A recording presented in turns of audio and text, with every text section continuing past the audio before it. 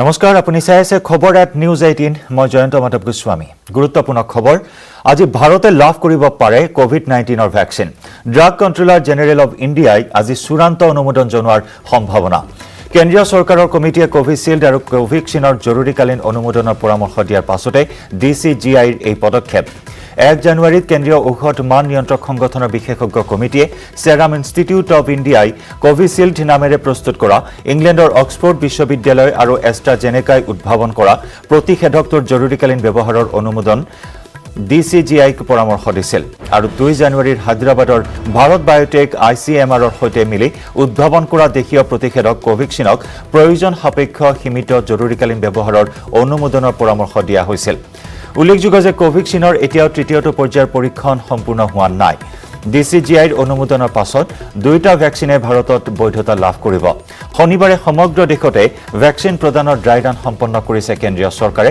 য'ত প্ৰায় 1,15,000 স্বাস্থ্যকৰ্মীক corona vaccine প্ৰদানৰ প্ৰশিক্ষণ দিয়া হৈছে আৰু এই খণ্ডত আমি আগবঢ়াইছো প্ৰেছ মিট এই সমগ্ৰ বিষয় সন্দৰ্ভত বিশদভাৱে আলোচনা কৰা হৈছে আগবঢ়াইছো এই প্ৰেছ মিটৰ পোনপটীয়া সম্প্ৰচাৰ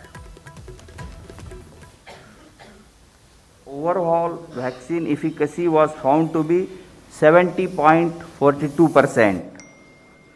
Further, Messrs Serum was granted permission to conduct phase 2/phase 3 clinical trial on 1,600 participants within the country. The firm also submitted the interim safety and immunogenicity data generated from this trial, and the data was found comparable with the data from overseas clinical studies. After detailed deliberations, subject expert committee has recommended for the grant of permission for restricted use in emergency situation subject to certain regulatory conditions.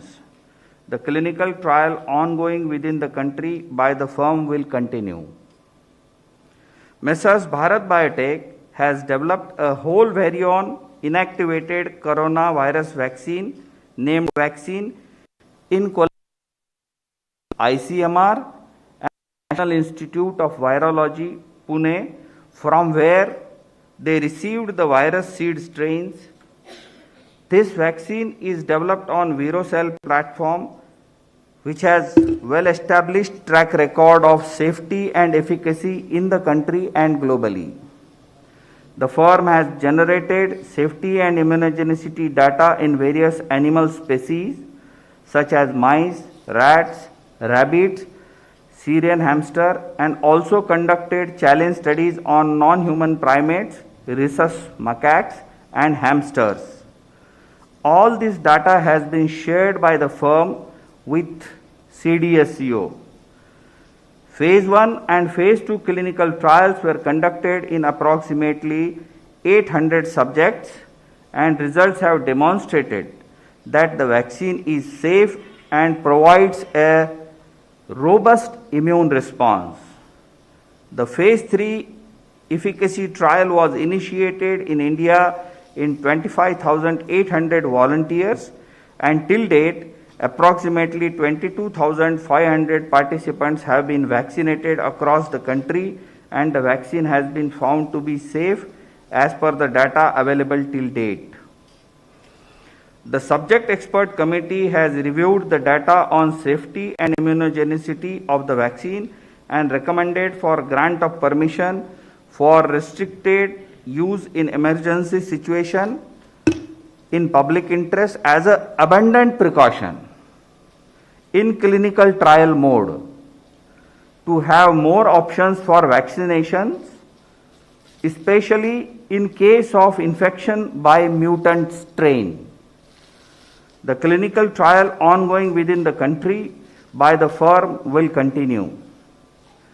The Cadila Healthcare Limited has developed a novel coronavirus 2019 nCoV vaccine using DNA platform.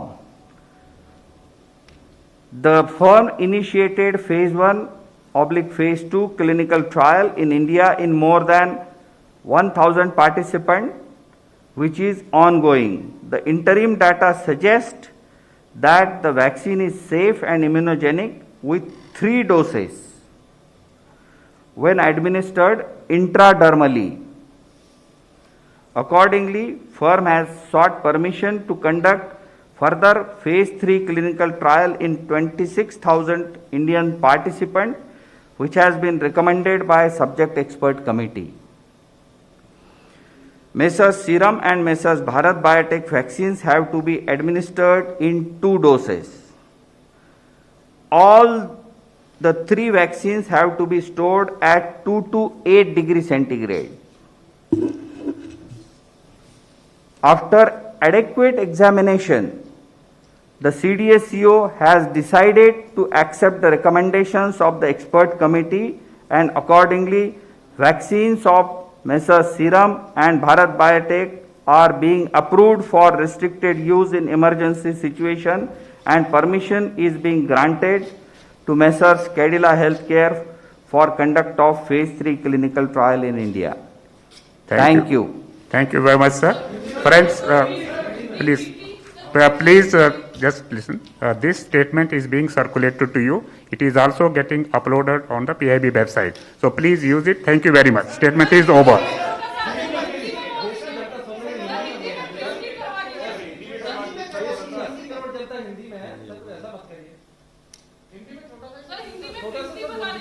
We can give you the separately. अभी तक ready नहीं है हम पे statement जो है हिंदी में. Please use it and we will provide you Hindi statement also.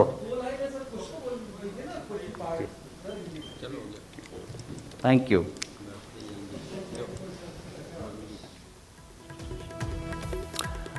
আৰু এয়া আছিল এক সংবাদমেল। এই সংবাদমেলত কোভিড-19 ভেকচিন সন্দৰ্ভত সবিস্তাৰে জনোৱা হৈছে। Drug controller general of India আজি চূড়ান্ত অনুমোদন জনোৱাৰ সম্ভাৱনা আছে আৰু কেন্দ্ৰীয় চৰকাৰৰ কমিটিয়ে কোভিচিল্ড আৰু কোভেক্সিনত জৰুৰীকালীন অনুমোদনৰ পৰামৰ্শ দিয়াৰ পাছতেই DCGIৰ এই পদক্ষেপ।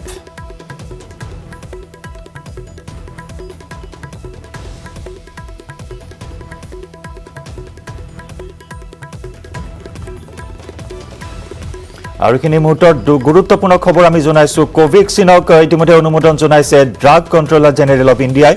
এই মুহূৰ্তৰ সমগ্ৰ দেশবাসীৰ বাবে এটা গুৰুত্বপূৰ্ণ খবৰ। ড্ৰাগ কণ্ট্ৰলাৰ জেনেৰেল অৱ ইণ্ডিয়াই আজি চূড়ান্ত অনুমোদন জনাইছে কোভেক্সিনক। ইতিমধ্যে আমি জনাইছো 1 জানুৱাৰীত কেন্দ্ৰীয় ঔষধ মান নিয়ন্ত্ৰক সংগঠনে বিশেষজ্ঞ কমিটিয়ে সেৰাম ইনষ্টিটিউট অৱ ইণ্ডিয়াই কোভিচিল্ড নামেৰে প্ৰস্তুত কৰা ইংলেণ্ডৰ অক্সফৰ্ড বিশ্ববিদ্যালয়ৰ এষ্ট্ৰাজেনেকা উদ্ভাৱন কৰা প্ৰতিষেধক জৰুৰীকালীন ব্যৱহাৰৰ অনুমোদন জনাইছিল যদিও এই মুহূৰ্তৰ খবৰ কোভেক্সিনক অনুমোদন জনাইছে ড্ৰাগ কণ্ট্ৰলাৰ জেনেৰেল অৱ ইণ্ডিয়াই।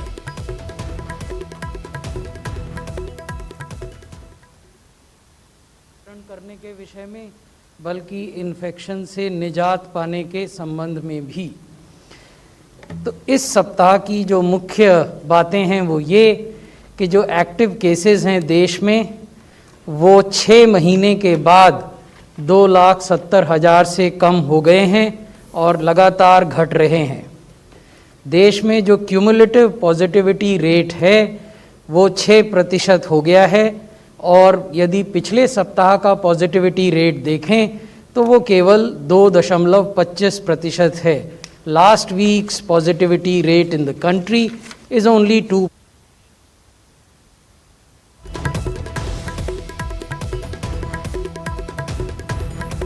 আৰু তাৰ সমান্তৰালকৈ দেশত বৰ্তমান কৰোনাৰ সংক্ৰমণ হ্ৰাস পোৱা পৰিলক্ষিত হৈছে। কৰোনাৰ নতুন ষ্ট্ৰেইনত এই মুহূৰ্তলৈকে সমগ্ৰ দেশজুৰি 29জনকৈ লোক আক্ৰান্ত হৈছে, কিন্তু তাৰ সমান্তৰালকৈ যদি চোৱা হয় কৰোনা পজিটিভিটিৰ ৰেট ক্ৰমাৎ হ্ৰাস পোৱা পৰিলক্ষিত হৈছে সমগ্ৰ দেশজুৰি। বিভিন্ন ৰাজ্যত ইতিমধ্যেই কৰোনা টেষ্ট ইতিমধ্যেই পৰিহাৰ কৰা হৈছে। ৰাজ্যৰ স্বাস্থ্যমন্ত্ৰী ডক্টৰ হিমন্ত বিশ্ব শৰ্মাই এই কথা উল্লেখ কৰিছে। ৰাজ্যত অৱশ্যে অব্যাহত আছে কৰোনাৰ টেষ্টিং আৰু শেহতীয়াকৈ ৰাজ্যত 72 গৰাকীৰ দেহত কোভিড-19 ধৰা পৰিছে আৰু সমগ্ৰ দেশজুৰি কৰোনাত সংক্ৰমণৰ হাৰ ক্ৰমাৎ হ্ৰাস পোৱা পৰিলক্ষিত হৈছে।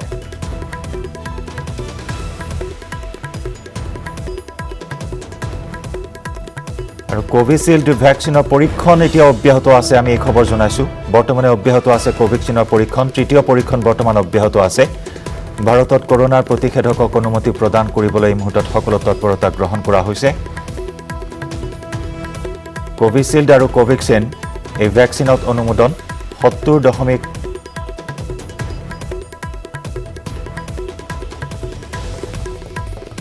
ভাৰতত কৰোনাৰ প্ৰতিষেধকক অনুমতি প্ৰদান কৰা হৈছে এই মুহূৰ্তত আমি জনাইছোঁ আৰু শীঘ্ৰেই প্ৰায় 3 কোটি ফ্ৰণ্টলাইনাৰক প্ৰথমে প্ৰতিষেধক দিয়া হ'ব এই কথা ঘোষণা কৰা হৈছে আৰু জুলাইৰ ভিতৰত 30 কোটি ভাৰতীয়ক সামৰি ভেকচিন প্ৰদান কৰা হ'ব এই লক্ষ্য নিৰ্ধাৰণ কৰা হৈছে আৰু আজি সবাতোকৈ ডাঙৰ খবৰ আমি জনাইছোঁ কৰোনাৰ প্ৰতিষেধকক অনুমতি প্ৰদান কৰা হৈছে ভাৰতত কোভিচিল্ড আৰু কোভেক্সিন দুয়োটা প্ৰতিষেধকেই অনুমোদন জনোৱা হৈছে সংবাদমেলত এই কথা ঘোষণা কৰিছে DCGI ভাৰতত কৰোনাৰ প্ৰতিষেধকক অনুমতি প্ৰদান কোভিচিল্ড আৰু কোভেক্সিন ভেকচিনক অনুমতি প্ৰদান কৰা হৈছে সংবাদমেলত ঘোষণা কৰিছে DCGI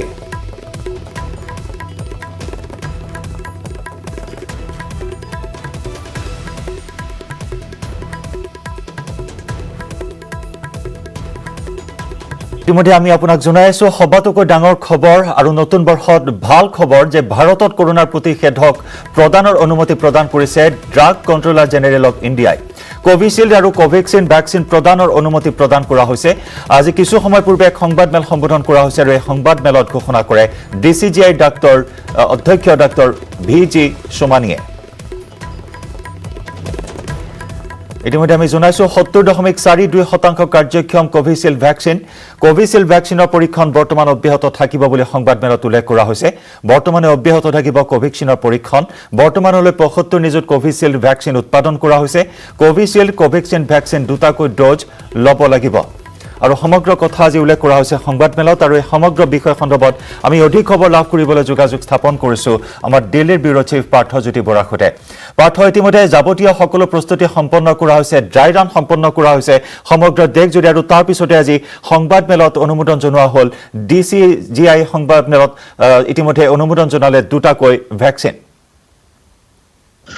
জয়ন্ত সঁচাকৈ দেশবাসীৰ কাৰণে সুখবৰ 2021 চনৰ জানুৱাৰী মাহৰ 3 তাৰিখে ভাৰতবাসীয়ে কোভিড-19ৰ প্ৰতিষেধক লাভ কৰিলে আৰু ভাৰতবৰ্ষত যেহেতু এইটো এটা নিয়ম যেতিয়ালৈকে ডাইৰেক্ট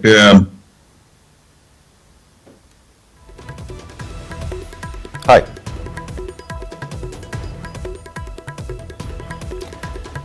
পাৰ্থ আছে আমাৰ সৈতে পোনপটীয়া সম্প্ৰচাৰত পাৰ্থই আমাক সবিস্তাৰে জনাব এই সমগ্ৰ সিদ্ধান্ত সন্দৰ্ভত অনুমোদন জনোৱালে আজি ড্ৰাগ কণ্ট্ৰোলাৰ জেনেৰেল অফ ইণ্ডিয়াই আমি জনাইছোঁ কোভিচিল্ড আৰু কোভেক্সিন ভেকচিন দুটাকৈ ড'জ ল'ব লাগিব জাইডাছ কেডিলাই প্ৰস্তুত কৰা প্ৰতিষেধক হ'ব 3টা ড'জৰ হয় পাৰ্থ আমি সংযুক্ত হৈছোঁ আকৌ এবাৰ আপোনাৰ সৈতে জানিব বিচাৰিম আজি সংবাদমেলত এই সিদ্ধান্তৰ বিষয়ে সবিশেষ হয় জয়ন্ত মই কৈ আছিলো আজি দেশবাসীয়ে লাভ কৰিলে কোভিড-19ৰ প্ৰতিষেধক আৰু সেই প্ৰতিষেধকৰ কথা ঘোষণা কৰিলে ইতিমধ্যে আপুনি জনাইছে ড্ৰাগছ কণ্ট্ৰোলাৰ জেনেৰেল অফ ইণ্ডিয়াৰ ডাইৰেক্টৰ বেণুগোপাল জি সামানিয়ে দুটা ভেকচিনে অনুমোদন লাভ কৰিছে অৰ্থাৎ দুটা ভেকচিনে বৈধতা লাভ কৰিছে এটা হৈছে কোভিচিল্ড আৰু এটা হৈছে কোভেক্সিন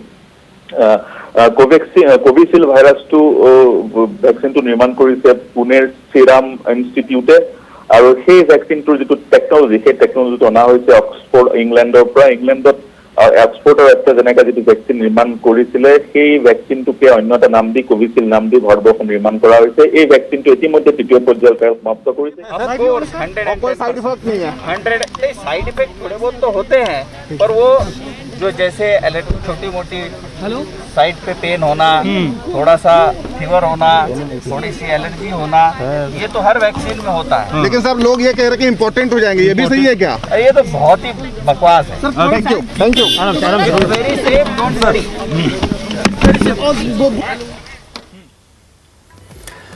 আৰু এই কোভিক্সিন বা কোভিচিল্ডৰ পাৰ্শ্বক্ৰিয়া আছেনে নাই সেই সন্দৰ্ভত মন্তব্য প্ৰকাশ কৰিছে অধ্যক্ষগৰাকী আমি এই সন্দৰ্ভত অধিক খবৰ লাভ কৰিম দিল্লীৰ পৰা থাকিব আমাৰ সৈতে আমাৰ ব্যুৰ' চিফ পাৰ্থজ্যোতি বৰা আৰু এই সমগ্ৰ ভাল খবৰ সন্দৰ্ভত সবিশেষ তথ্য আমি লৈ আহিম কিন্তু তাৰ পূৰ্বে আমি লৈছোঁ এটি চমু বাণিজ্যিক বিৰতি